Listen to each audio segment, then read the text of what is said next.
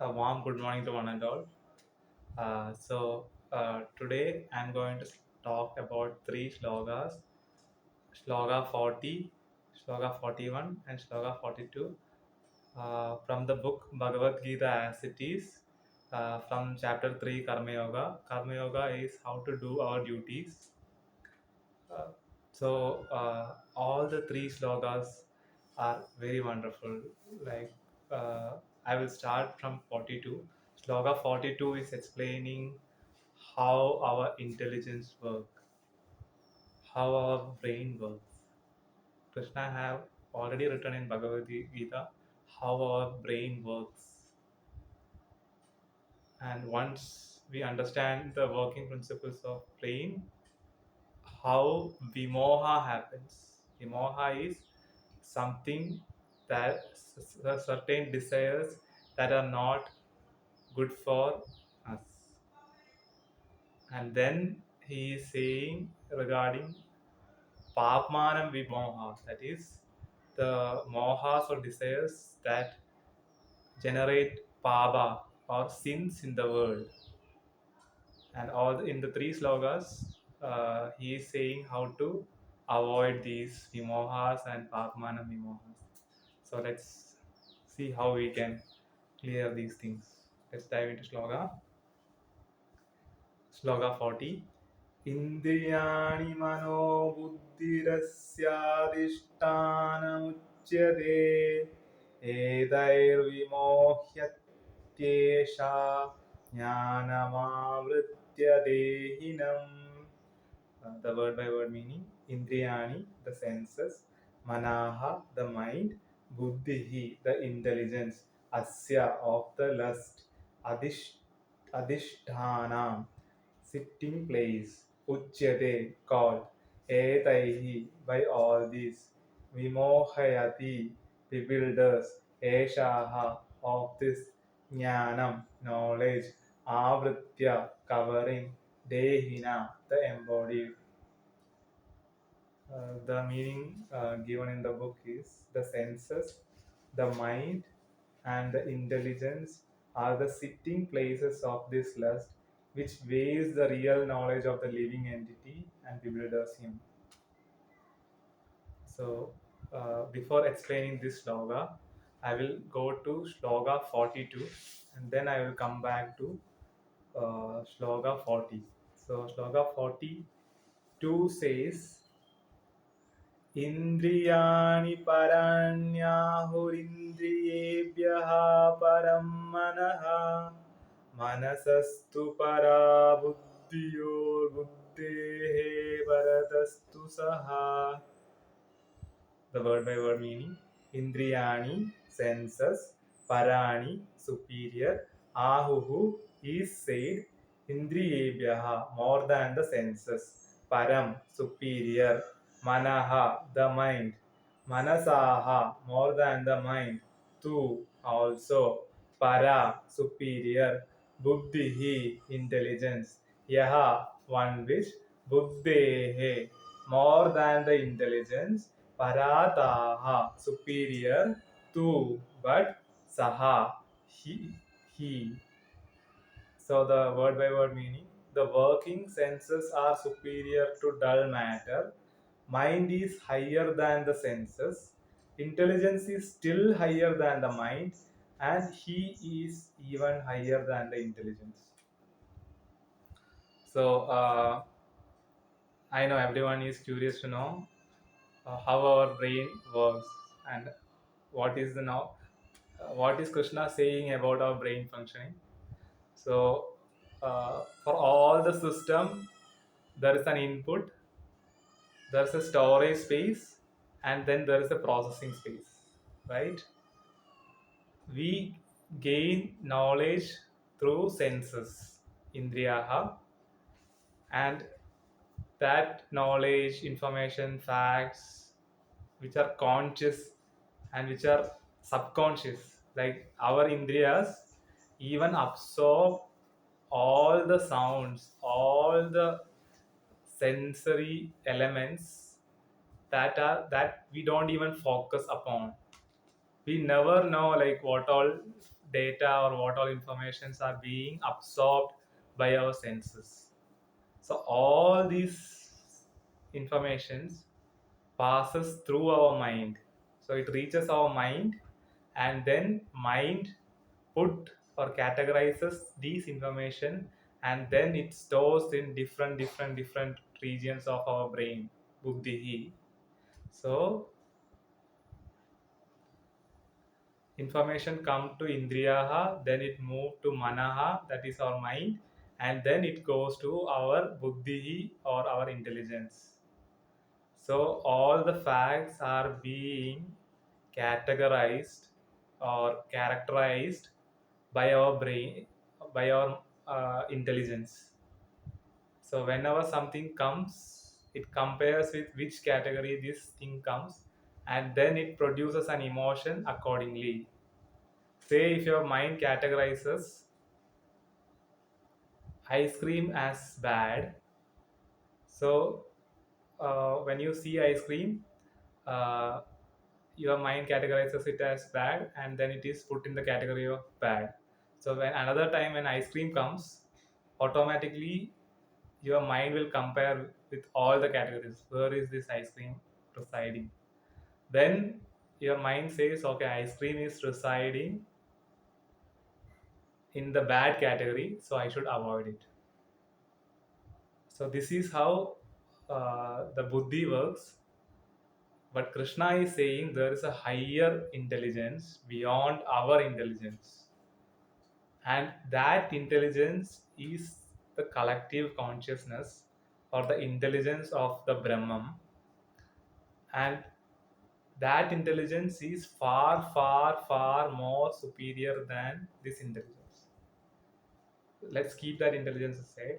So once we categorize it, then that the response, say some event happened to us, automatically we our mind would have put this type of events into some category, and once when the similar events happen, mind think that okay, that event is also belonging to this category, so I should respond based on the rules set by mind for that category. If it is a good thing, how should I react? Mind have already put certain rules that if this category of event happens, I should react in this way. So mind have already kept certain rules for different categories of things. So when similar events happen, automatically mind recognize, okay, this belongs to this category, and mind will create emotions that are suitable for that event, and then it is the choice of the mind whether to react or not to react. So let's but if if your mind is not in your control, automatically you react, you spit out. Your mind do not have enough strength to hold that emotion, it spits out any sort of emotion. So this is how the whole thing works. But there is a higher consciousness, that consciousness is the collective intelligence, like all the information collected by all the brains, and the knowledge gained from that, from all the existing and all the existed and all that is going to exist, all the informations are there in that consciousness or that higher intelligence. And that higher intelligence is Brahman, or the intelligence of the universe. So there are four layers: Indriyaha, Manaha, Buddhihi, and then Brahman, the intelligence of the universe. So this is the structure of uh, the whole system. Now, when this intelligence works, sometimes the connectivity between the higher intelligence, that is the Brahman, and uh, the mind. So this is talking regarding Shloka 40. So There sometimes what happens, our intelligence won't be in won't be merging with the higher intelligence. So if the higher intelligence wants something, and the higher intelligence want something for us to learn, and our intelligence wanted something else to experience.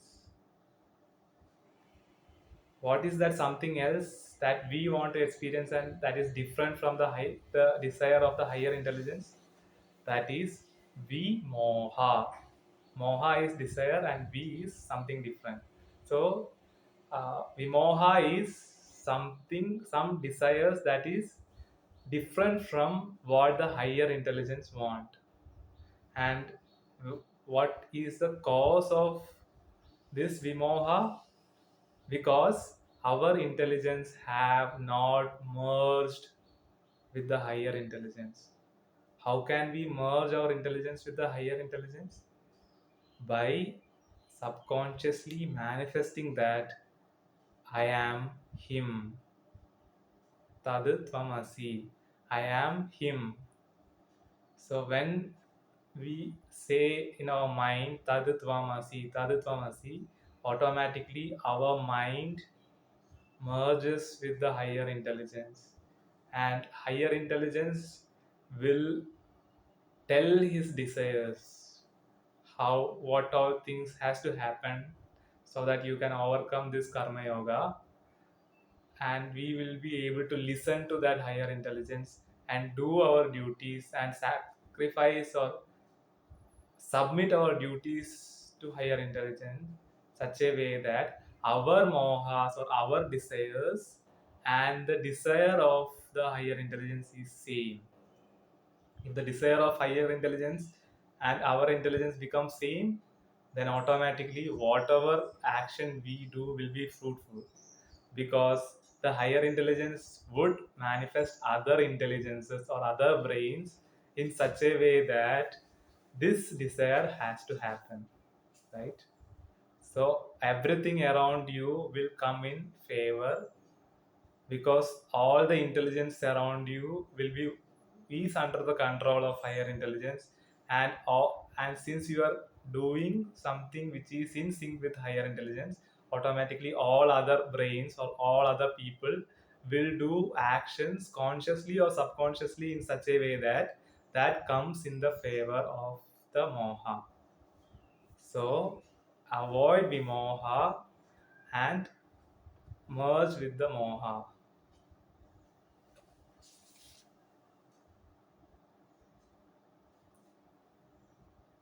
And once all our mohas are in sync with the higher intelligence, automatically we will gain knowledge so fast, because all our actions are happening in a fruitful way, and we are doing lot of things. So if you are doing lot of things, you are getting lot of work experience, you are accomplishing lot of things, and you are gaining lot of knowledge.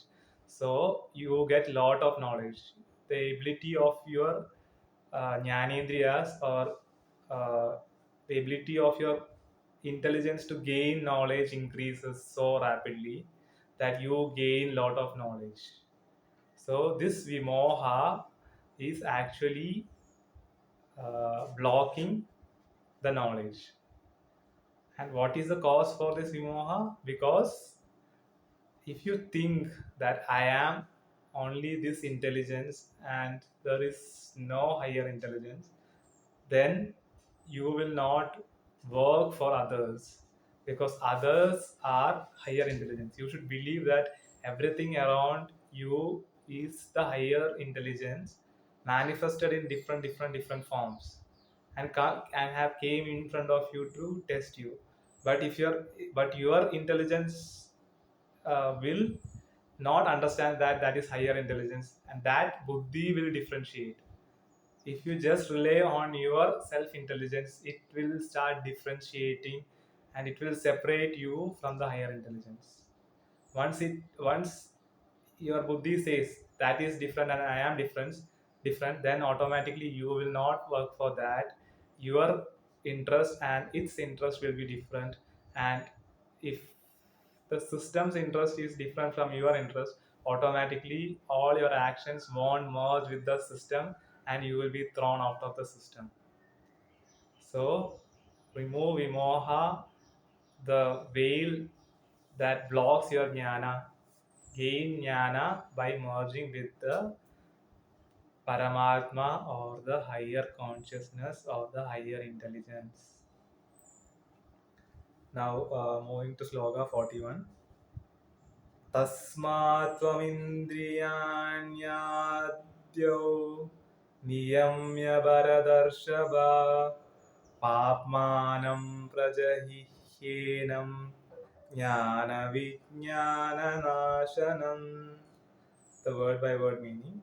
Tasmat, therefore, tvam, you, indriyani, senses, adau, in the beginning, niyamya, by regulating, Bharadarshava, O chief amongst the descendant of Bharata, Papmanam, the greatest symbol of sin, Prajahi, curb, he, certainly, Enam, this, Jnana, knowledge, Vijnana, scientific knowledge of the pure soul, Nashana, destroyer.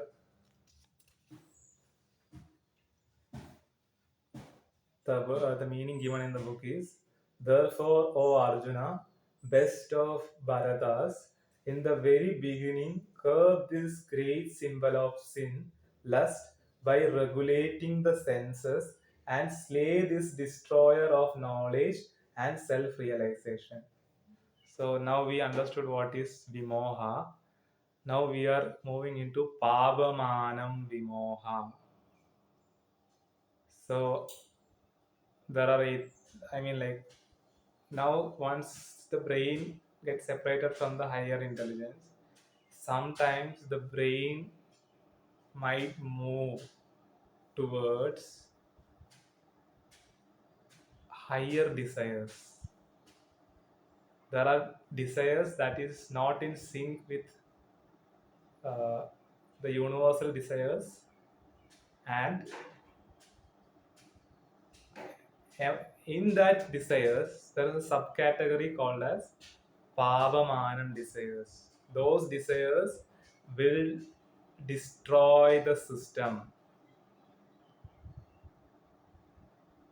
So, but the higher intelligence is so superior that it have blocking mechanism or Shiva, which is the intelligence that destroys all the destroying desires, all the source of destroying desires, and that intelligence will also come into our brain, and that might be the reason why few people are working for dharma or wanted to destroy all the uh, desires, sources of desires, objects that generate this sinful desires that destroys the higher intelligence.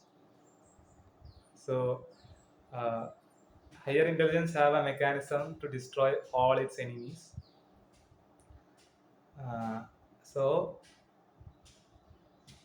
this vimoha at some point will become bhavamanam vimoha. That is, our desires will grow higher and higher and higher, and we become greedy. Like, I want more, I want more, I want more. I want to control more people. Now I am controlling less people. I need to control more people, control more people. I want to control every people, and thus I want to control their resources. Like that, the desire grows higher and higher and higher, and when that desire is inside your buddhi, you become greedy. And once if you become greedy, automatically you will do greater sins, and that greater sins will propagate through the universe, and it will ultimately come back to you. uh, that is point one. Second is, once the higher intelligence feels like, okay, this is too dangerous for me, automatically what it does, it bring the samhara or the samharaka, or the universe will converge itself into a samhara mode, and it will destroy you, it will engulf you, it will see how much greedy you can become. And once it understood, okay, this is the peak greediness you can become, then it will decide the punishment. Okay, this is the punishment you are supposed to suffer. And then everything around you suddenly turns, and everything around you will start attacking you, and everything around you will start destroying you, or it will start uh, give sufferings to you in such a way that at some point you get defeated, you fall down, and then you realize, okay, these were my mistakes, and since these are my mistakes, I should not do all these mistakes. So once when that realization comes, either you will not do it, or there is another chance that, okay, the higher consciousness, if you are lucky enough, you will think that, okay, higher consciousness have shown me that some that these things are wrong, and since I did all these wrong things, I am suffering. So you understand the existence of the higher consciousness, and then you start merging with the higher consciousness and start working with it. So ultimately, higher consciousness will exist all the time, because as I have said in the cycle, the higher consciousness have destroyed the pavmanam moham inside, pavmanam vimoham inside you, and it had taken your consciousness to the higher consciousness. We never know when you are going to merge with the higher consciousness, but at one point all our intelligence will merge. Till then, it will purify our greed. It will purify our greed continuously using the samharaka, and it will create more and more knowledge using the srishti or brahma consciousness, and it will maintain the system by using karma or krishna consciousness.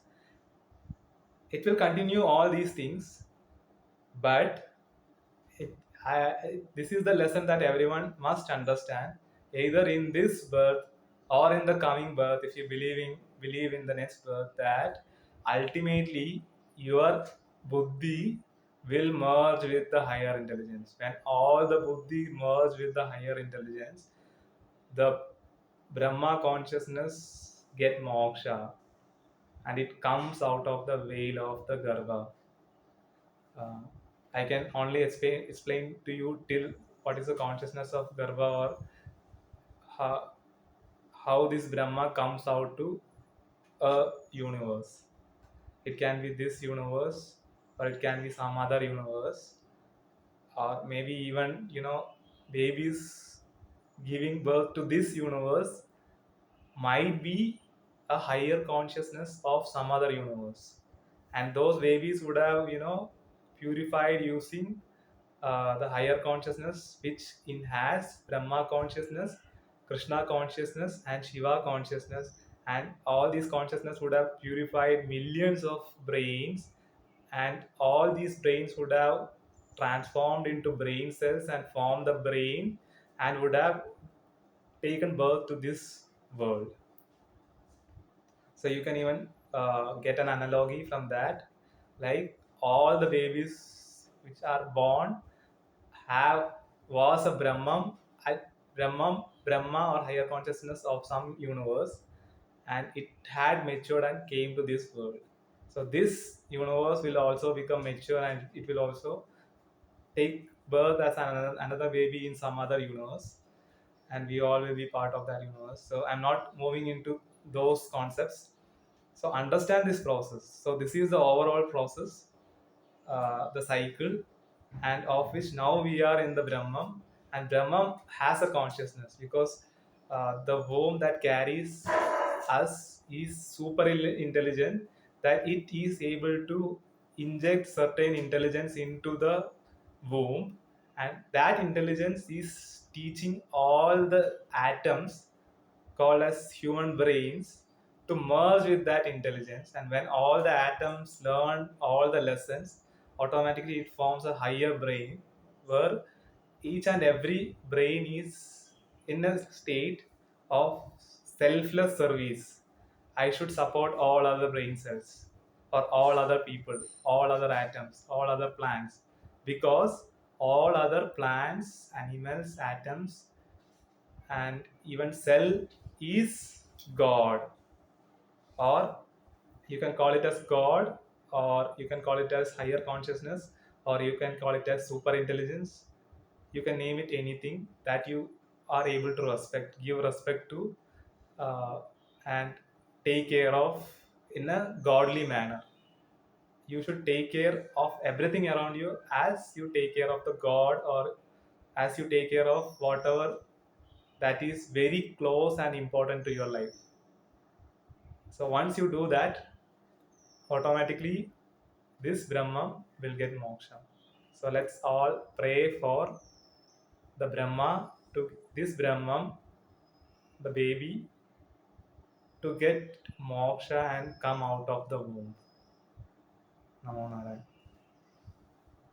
All the non-Malayali speakers and listeners can discontinue. അപ്പോൾ നമ്മൾ ഇന്ന് പറയാൻ പോകുന്നത് ശ്ലോക 40, ശ്ലോക 41, ശ്ലോക 42, Bhagavad Gita ascites എന്ന പുസ്തകത്തിൽ നിന്നാണ് ഞാൻ ഈ 3 ശ്ലോകങ്ങൾ എടുത്തത്.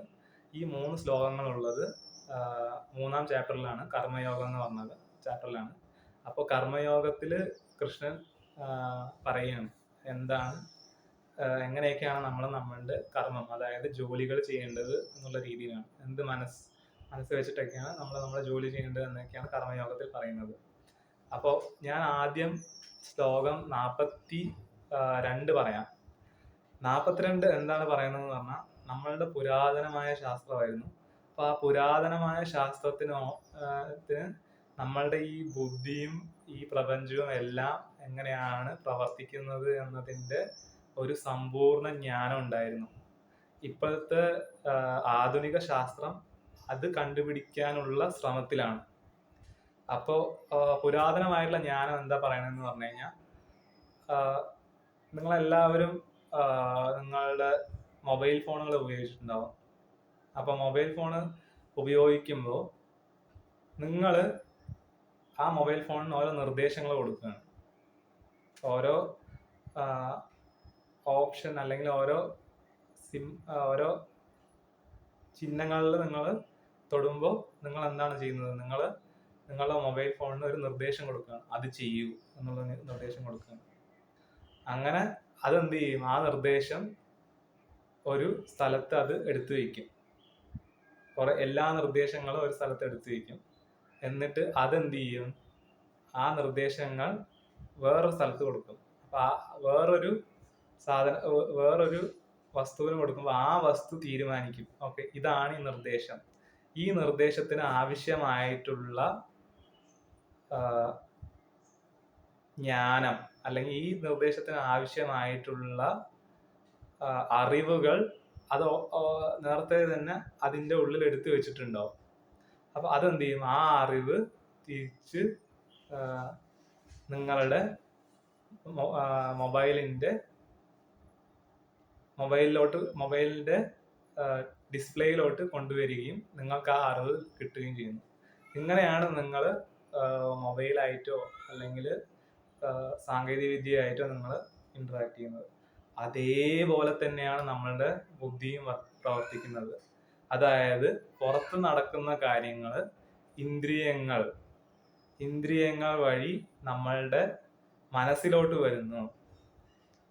ആ മുന്നേ പറഞ്ഞ എടുത്തു വെക്കുന്ന സ്ഥലമാണ് മനസ്സ് എന്ത് ചെയ്യും, ആ കിട്ടിയ അറിവുകൾ, അതായത് നമ്മളുടെ ധ്യാനം അല്ലെങ്കിൽ നമ്മളുടെ ശ്രദ്ധ ഒരു വസ്തുവിലാണെങ്കിലും നമ്മളുടെ ഇന്ദ്രിയങ്ങൾ മറ്റ് നമ്മുടെ ചുറ്റും നടക്കുന്ന എല്ലാ കാര്യങ്ങളെയും ഗ്രഹിക്കുന്നുണ്ട്. അങ്ങനെ ഗ്രഹിച്ചിട്ട് അത് ഫുള്ള് മനസ്സിലോട്ട് വരുന്നുണ്ട്, നമ്മൾ അറിയുന്നില്ല എന്നേ ഉള്ളൂ. അങ്ങനെ മനസ്സിലോട്ട് വന്ന് ആ മനസ്സെന്ത് ചെയ്യും, അതിനെ മൊത്തമായി നമ്മുടെ ബുദ്ധിക്ക് കൊടുക്കും. അപ്പൊ ബുദ്ധി എന്ത് ചെയ്യും, ബുദ്ധി ആ ഓരോരോ ജ്ഞാനങ്ങളെയും ഇതിൽ ഏത് ജ്ഞാനമാണ് നല്ലത്, ഏത് ജ്ഞാനമാണ് തെറ്റ്, ഏത് ജ്ഞാനമാണ് മറ്റുള്ളവർക്ക് നല്ലത്, ഏത് ജ്ഞാനമാണ് ലോകത്തിന് നല്ലത്, അങ്ങനെ പല പല പല പല തരങ്ങളിലായി അതിന് അടുക്കി അടുക്കി വെക്കും. ഇങ്ങനെ അടുക്കി വെച്ച് അതാണ് നമ്മളുടെ ഓർമ്മ, അല്ലെങ്കിൽ ബുദ്ധി കൂടുതലാണെങ്കിൽ നമ്മൾ മനസ്സിലാക്കിയ കാര്യങ്ങളെല്ലാം നമ്മൾക്ക് പെട്ടെന്ന് പെട്ടെന്ന് പെട്ടെന്ന് ഓർമ്മ വരികയും നമ്മളത് മനസ്സിലോട്ട് കൊണ്ടുവരികയും നമ്മളത് പറയുകയും ചെയ്യുന്നു. അപ്പോൾ ഇങ്ങനെ ബുദ്ധി ആ ബുദ്ധി ഇതിനെ എങ്ങനെയൊക്കെയാണോ അടുക്കുന്നത് അതിനനുസരിച്ചിട്ടായിരിക്കും നമ്മുടെ മനസ്സ് പ്രവർത്തിക്കുക. ഇപ്പോ ഒരാൾ പറയാണ് മോഷ്ടിക്കുന്നത് നല്ല കാര്യമാണ് എന്ന് അയാളുടെ ബുദ്ധി പറയുകയാണെങ്കിൽ മോഷണം എന്ന ആ പ്രവൃത്തി നല്ല കാര്യം എന്ന ഷെൽഫിൽ വെക്കുകയും, ബുദ്ധിയുടെ ഷെൽഫിൽ വെക്കുകയും, പിന്നീട് മോഷണത്തിനുള്ള ഒരു അവസരം വരുമ്പോൾ അയാൾ എന്ത് ചെയ്യും, ഓക്കെ ഇത് മോഷ്ടിക്കാൻ പറ്റും, മോഷണം നല്ലതാണ്, അപ്പൊ ഞാൻ മോഷ്ടിക്കുകയാണെന്ന് പറഞ്ഞിട്ട് ആ മോഷണം നല്ലതാണെന്നുള്ള ആ ഒരു ചിന്തയിൽ നിന്നും മോഷ്ടിക്കുകയും ചെയ്യുന്നു. അല്ലെങ്കിൽ സഹായിക്കുന്നത് നല്ലതാണ് എന്നുള്ള സഹായം എന്നുള്ള ആ കർമ്മം നന്മ എന്ന ഷെൽഫിലാണ് വെക്കുന്നതെങ്കിൽ എന്ത് പറ്റും, ഒരു നന്മ ചെയ്യാനുള്ള ഒരു അവസരം നമ്മളിൽ വരികയാണ്. അങ്ങനെ നന്മ ചെയ്യാനുള്ള അവസരം വരുമ്പോ ഇത് നല്ലതാണ്, എനിക്ക് ചെയ്യണം എന്നുള്ള ആ ഒരു ഷെൽഫിലായത് കൊണ്ട് നന്മ ചെയ്യുന്നു. അപ്പൊ ഇങ്ങനെ നന്മയും തിന്മയും എല്ലാം നമ്മളുടെ ബുദ്ധി, നമ്മളുടെ ഇന്ദ്രിയങ്ങൾ ഗ്രഹിച്ച കാര്യങ്ങൾ ഏത് രീതിയിൽ കാണുന്നുവോ, നമ്മൾ ഓരോ ഗ്രഹിച്ച കാര്യങ്ങളെ നമ്മൾ ഏത് രീതിയിൽ കാണുന്നുവോ അതാത് ഷെൽഫുകളിൽ എടുത്തു വെക്കുന്നു. പിന്നീട് അതിനുള്ള ഒരു അവസരം വരുമ്പോൾ നമ്മൾ അതാത് ഷെൽഫുകളുടെ കർമ്മം, അല്ലെങ്കിൽ ഈ ഷെൽഫിലായത് കൊണ്ട് ഞാൻ ഇത് ചെയ്യണം എന്നൊരു തിരിച്ചറിവ് വരികയും ആ പ്രവൃത്തി ചെയ്യുകയും ചെയ്യുന്നു. അതുകൊണ്ടാണ് പല പല ബുദ്ധികൾ ഒരേ സാഹചര്യത്തിൽ പല പല രീതിയിൽ കാര്യങ്ങൾ അവതരിപ്പിക്കുന്നത്. ഇപ്പൊ മനസ്സിലായി? അതായത് പല പല രീതിയിൽ കാര്യങ്ങൾ നമ്മുടെ ബുദ്ധി അവതരിപ്പിക്കുന്നത് നമ്മൾ പല ബുദ്ധികൾ ഒരേ കാര്യത്തിനെ പല രീതിയിൽ കാണുന്നത് കൊണ്ടാണ്. അങ്ങനെ പല രീതിയിൽ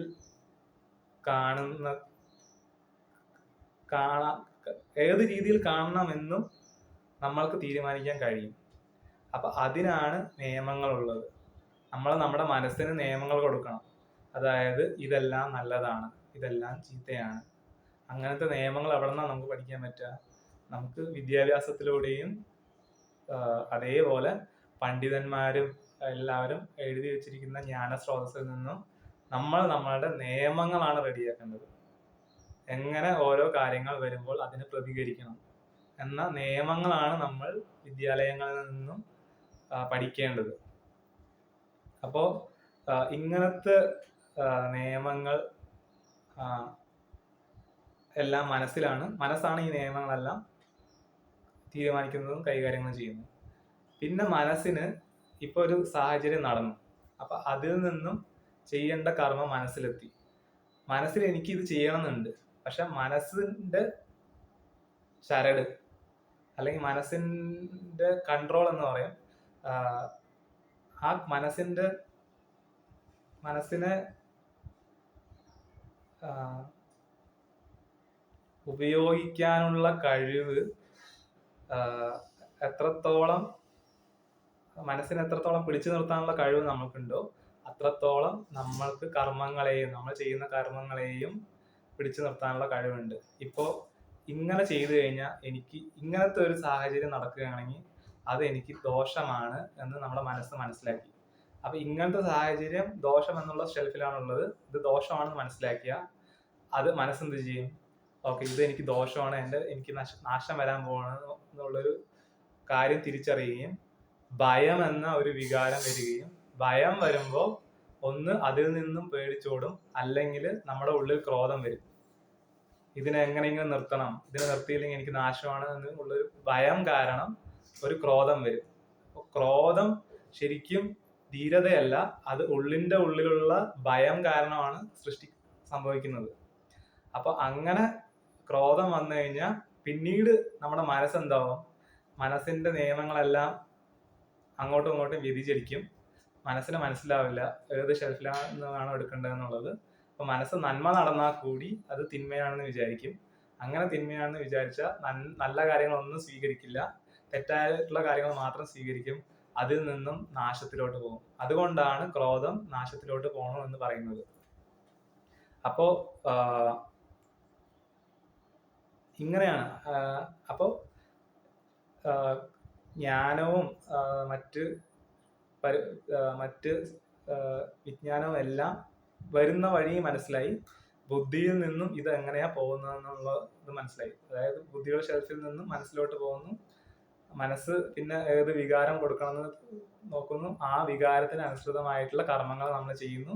അത് നമ്മളുടെ ശരീരം അല്ലെങ്കിൽ കൈകൾ, കാലുകൾ,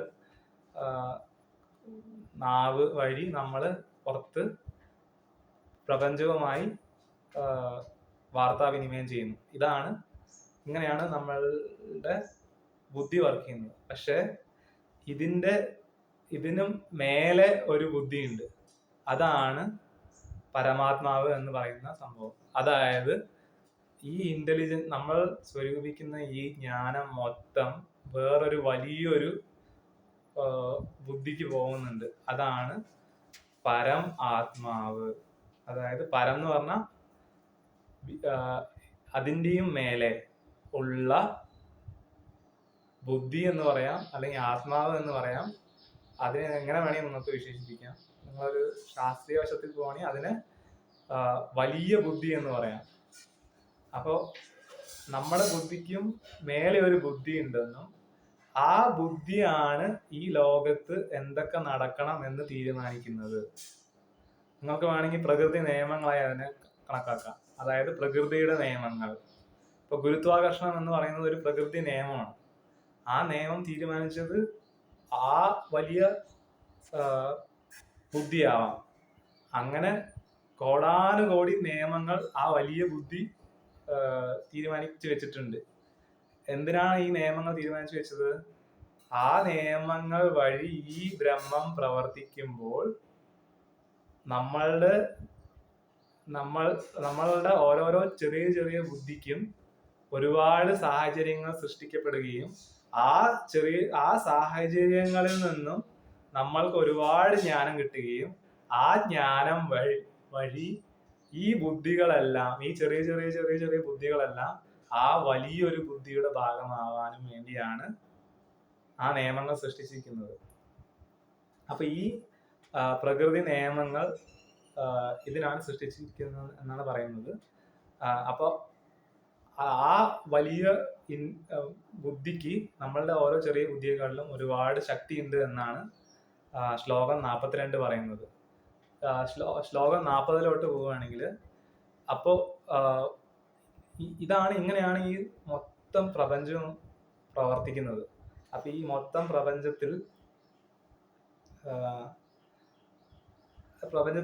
പ്രപഞ്ചത്തിന്റെ ബുദ്ധിക്ക് ഒരു ആഗ്രഹമുണ്ട്. അതാണ് മോഹം. വിമോഹം എന്ന് പറഞ്ഞാൽ ആ ആഗ്രഹവും നമ്മളിൽ ഉത്ഭവിക്കുന്ന ആഗ്രഹവും. നമ്മളുടെ ബുദ്ധി ആ ബുദ്ധിയുമായിട്ട് സംഗമിച്ചിട്ടില്ലെങ്കിൽ അതിന്റെ ആഗ്രഹവും നമ്മളുടെ ആഗ്രഹവും വ്യത്യസ്തമായിരിക്കും. അങ്ങനെ വ്യത്യസ്തമാവുമ്പോൾ എന്ത് സംഭവിക്കും? അതിനെയാണ് വിമോഹം എന്ന് പറയുക. അങ്ങനെ വിമോഹം സംഭവിച്ച അത് അതിന്റെ ആഗ്രഹത്തിന് പ്രവർത്തിക്കുകയും നമ്മൾ നമ്മുടെ ആഗ്രഹത്തിന് പ്രവർത്തിക്കുകയും ചെയ്യും. രണ്ടും വ്യത്യസ്തമായ ആഗ്രഹങ്ങളും ലക്ഷ്യത്തിനും പ്രവർത്തിച്ച നമ്മൾക്ക് അതിന്റെ സഹായം ലഭിക്കില്ല. അതിന്റെ സഹായം ലഭിച്ചില്ലെങ്കിൽ നമ്മൾ അതിലാണ് നമ്മളുടെ കാര്യങ്ങൾ ചെയ്യുന്നത്. അപ്പൊ നമുക്ക് അതിന്റെ സഹായം ലഭിച്ചില്ല. ആ വലിയ ബുദ്ധി അല്ലെങ്കിൽ ആ വലിയ പരമാത്മാവ് നമ്മളുടെ പ്രവർത്തിയെ വിസമ്മതിച്ച നമ്മൾ ചെയ്യുന്ന പ്രവൃത്തി ഫലം കാണില്ല, അത് മുടങ്ങിപ്പോവുകയും ചെയ്യും. അപ്പൊ എപ്പോഴും നമ്മളുടെ ബുദ്ധിയും ആ വലിയ ബുദ്ധിയും ഒന്നാവാനായിട്ടാണ് നമ്മൾ പ്രയത്നിക്കേണ്ടത്. അതിനാണ് ഈ ധ്യാനം അല്ലെങ്കിൽ സങ്കല്പം എടുക്കുക. അതായത് ചുറ്റുമുള്ള എല്ലാം ആ വലിയ ബുദ്ധി ഓരോരോ രൂപത്തിൽ എൻ്റെ മുന്നിൽ വന്ന് എനിക്ക് ഓരോരോ കാര്യങ്ങൾ പഠിപ്പിച്ചു തരികയാണ്. ആ വലിയ ബുദ്ധിയെ ഗുരുവായി കണ്ട്, അതായത് ഈ പ്രപഞ്ചത്തെ ഗുരുവായി കാണണം. ഓരോ ചുറ്റുമുള്ള എല്ലാ മനുഷ്യരെയും ഗുരുവായി കണ്ട് ചുറ്റും നടക്കുന്ന എല്ലാ കാര്യങ്ങളും ആ വലിയ ബുദ്ധിയുടെ ഒരു അംശമാണെന്ന് മനസ്സിലാക്കി ആ വലിയ ബുദ്ധി നമ്മളെ പഠിപ്പിക്കാനായിട്ടാണ് നമ്മളെ ഓരോ സാഹചര്യത്തിലൂടെ കൊണ്ടുപോകണമെന്ന് തിരിച്ചറിവ് വെച്ചാൽ നമ്മളുടെ ബുദ്ധിയും ആ വലിയ ബുദ്ധിയും ഒന്നാവുകയും അതിൻ്റെ ആഗ്രഹങ്ങളും നമ്മളുടെ ആഗ്രഹങ്ങളും ഒന്നാവുകയും അങ്ങനെ നമ്മൾ ആഗ്രഹിക്കുന്നതെല്ലാം നടക്കുകയും അതും വളരെ പെട്ടെന്ന് നടക്കുകയും അങ്ങനെ ഒരുപാട് കാര്യങ്ങൾ നമുക്ക് ചെയ്യാൻ കഴിയുകയും ആ ഒരുപാട് കാര്യങ്ങളിൽ നിന്നും ഒരുപാട് ജ്ഞാനം നമുക്ക് ഉണ്ടാവുകയും ചെയ്യുന്നു. ഈ വിമോഹത്തിൽ ഇനി പറയാൻ പോകുന്നത് ശ്ലോക 41 ആണ്. അപ്പൊ ഈ വിമോഹത്തിൽ തന്നെ ഒരു ചെറിയൊരു, അതായത് വലിയ ബുദ്ധിക്ക് ഇഷ്ടമില്ലാത്ത കുറെ കാര്യങ്ങളുണ്ട്.